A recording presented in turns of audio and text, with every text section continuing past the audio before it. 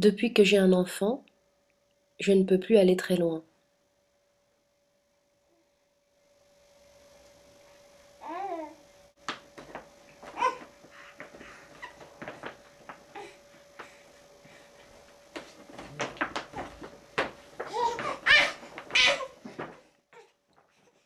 La contrainte de nourrir mon enfant toutes les 3 4 heures, ainsi que l'obligation de circuler avec une poussette, m'oblige à ne pas trop m'éloigner de mon lieu d'habitation.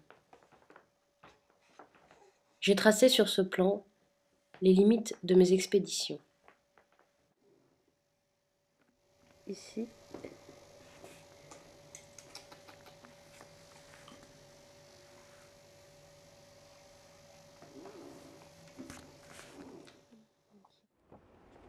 cela, au fond, n'est pas gênant.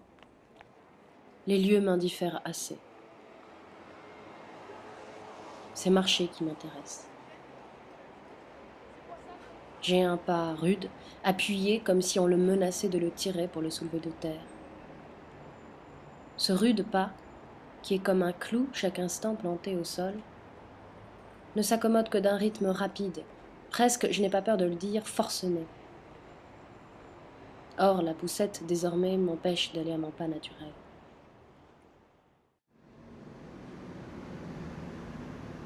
Je découvris bien vite le cimetière Montparnasse. Ce parc devint notre but de promenade quotidien.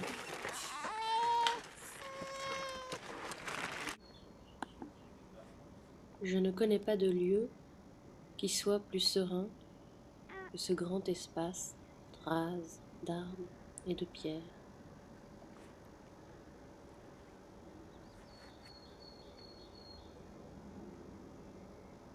J'y lis chaque tombe comme un roman. Une histoire pour s'inventer n'a pas besoin de plus. Un nom, un prénom, 2 dates, un lieu de naissance. C'est à chaque fois un temps, un espace, un personnage, qui sont confiés ainsi à l'imaginaire du passant qui n'a plus qu'à combler les trous. Tout y est, rien n'est à ajouter.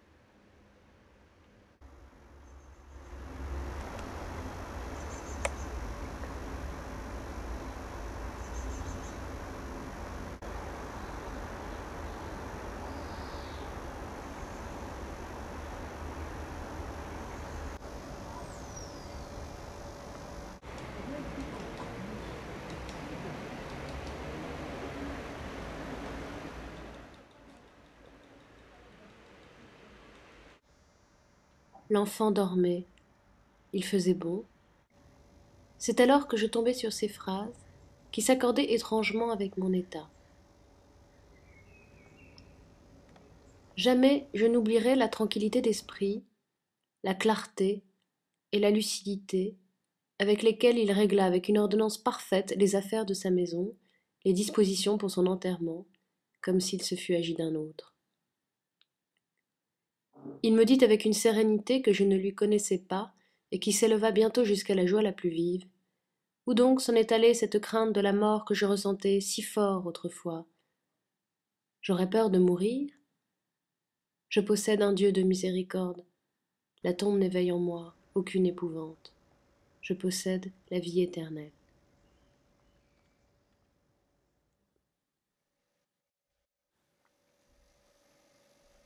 Mais la pluie revint en ville, et nous dûmes renoncer à nos promenades au cimetière. Les jours passaient, nous le passions comme nous le pouvions. L'enfant jouait, moi le contemplant ou rêvassant.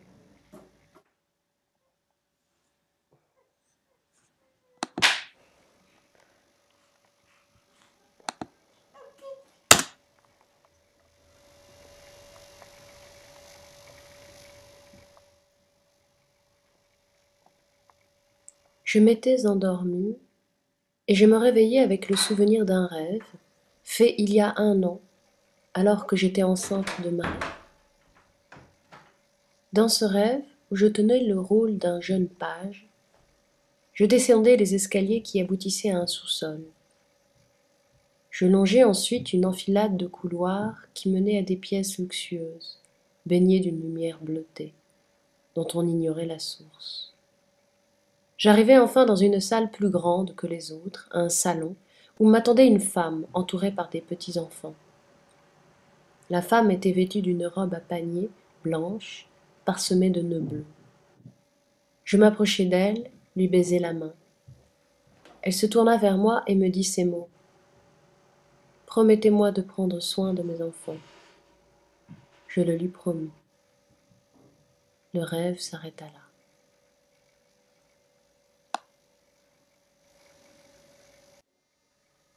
Qu'allais-je faire de ce songe qui revenait ainsi me rendre visite pour la seconde fois? J'avais un peu de temps et je décidai de le passer à chercher la raison de ce rêve-là, car il n'était certainement pas venu par hasard. Concernant le personnage principal du rêve, je n'eus aucun mal à l'identifier. Il s'agissait de la reine Marie-Antoinette, dernière reine de France avant la Révolution. Quant au moment où elle m'était apparue, c'était certainement peu avant sa mort sur l'échafaud. Entourée de ses deux enfants, la dauphine et le dauphin, elle souhaitait me les confier avant son exécution.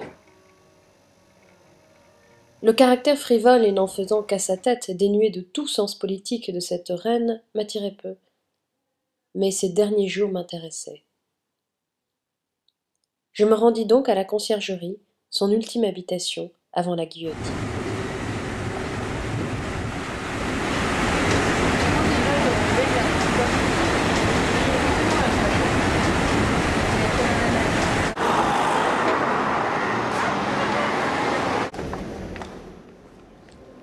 Enregistrée sous le nom de Veuve Capet, elle fut la 280e prisonnière de la conciergerie. Située au niveau du sol, son cachot de 15 mètres carrés avait le mur couvert d'une vieille toile tachée de traces d'humidité. Une étroite fenêtre laissait passer une lumière blafarde. Contrairement aux autres prisonniers, elle n'a pas le droit de sortir se promener dans la cour et les couloirs. On lui a refusé plumes, papier et crayons, et elle n'a d'autre distraction que de suivre les parties de tric-trac des deux gendarmes chargés de veiller sur elle, jour et nuit.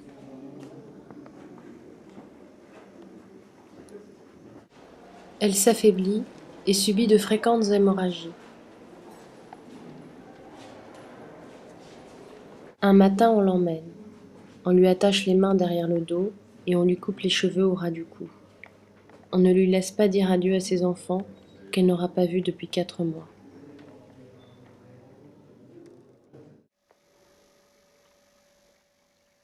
Un soir, je versai quelques larmes, en imaginant sa détresse, quand, coupant ses cheveux avant de monter dans le chariot, elle comprit que jamais plus elle ne tiendrait ses petits dans ses bras.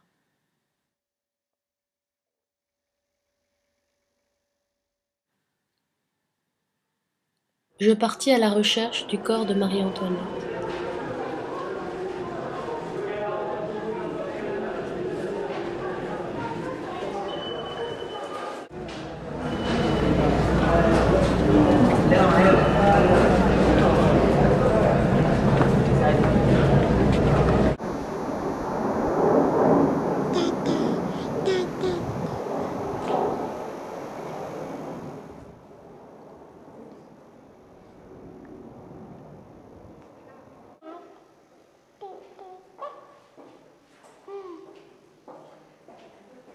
Le cœur de Louis XVII,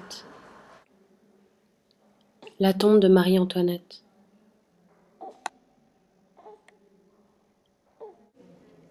Ce n'était pas la Marie-Antoinette de mon rêve, dont la tristesse m'avait tant émue. Je ne voulais pas de cette blancheur, de cette richesse et de ces seins abondants. Ma reine à moi était tout en noir, elle n'avait plus de cheveux, elle perd du sang chaque fois qu'elle se souvient de ses enfants. Pour me rapprocher d'elle, il ne me restait plus qu'à mettre en scène le songe.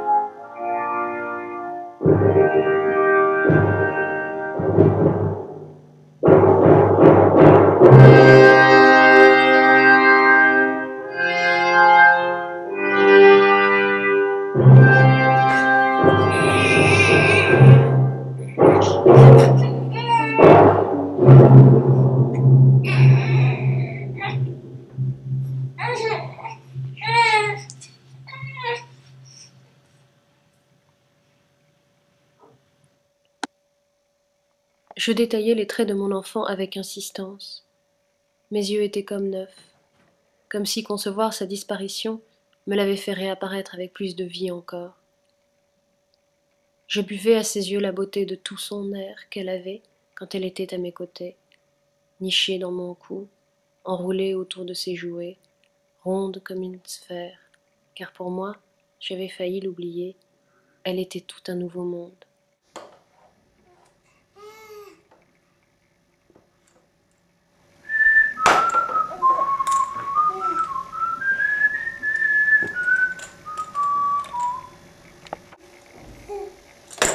Marie! Marie! Finalement, un événement me délivra de cette obsession, et j'arrêtai tout avec soulagement, comme si je m'étais réveillée d'un mauvais rêve. Un peu plus tard, alors que je terminais un livre, je tombai sur ces phrases que je laisse conclure ce récit.